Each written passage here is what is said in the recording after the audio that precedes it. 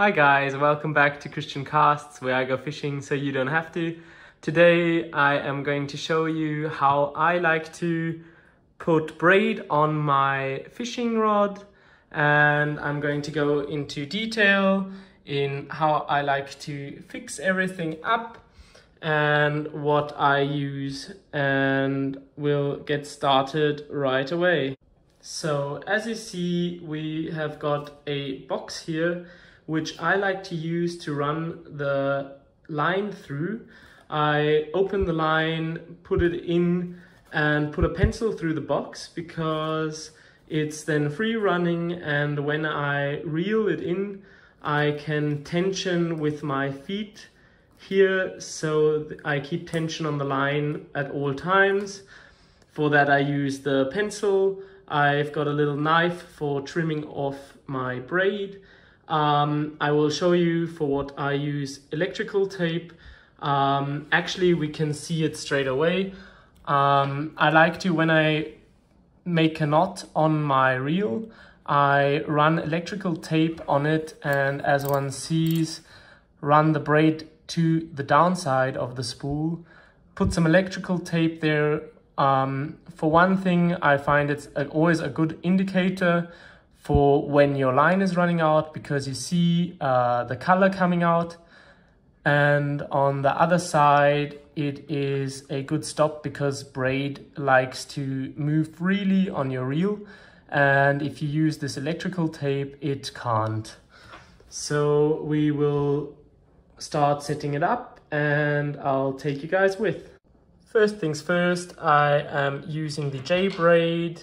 It is a braid with 8 strands from DAIWA, and I run it through the first eye that I can then tie the knot here, and it is easier for me to tension everything. As you see here, this is the old electrical tape that was on, and I took it off, and it is on there that your braid doesn't slip on your reel.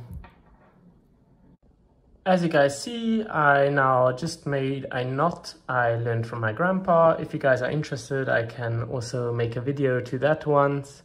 Now I will be running down the line here and just putting on some electrical tape that we don't have the problem with this movement. This is how it looks once I have put on my electrical tape, and now I will start spooling it on. Just to show you guys how the box looks, I like this because I can tension it with my feet while spooling, and I just have the feeling that it works a lot cleaner than having it lying next to you. One other thing I'm not allowed to forget, I use a wet cloth to tension as well before it goes onto the spool, just to get the line a bit wet, and I will show you in a moment. So as you guys can see, I now just hold this with my feet like this, and then I can take my wet cloth and tension here, and then just start running line on.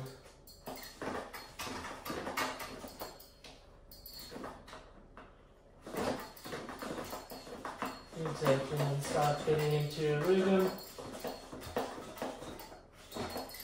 and tighten the brake a bit more because it should be tensioned at all times.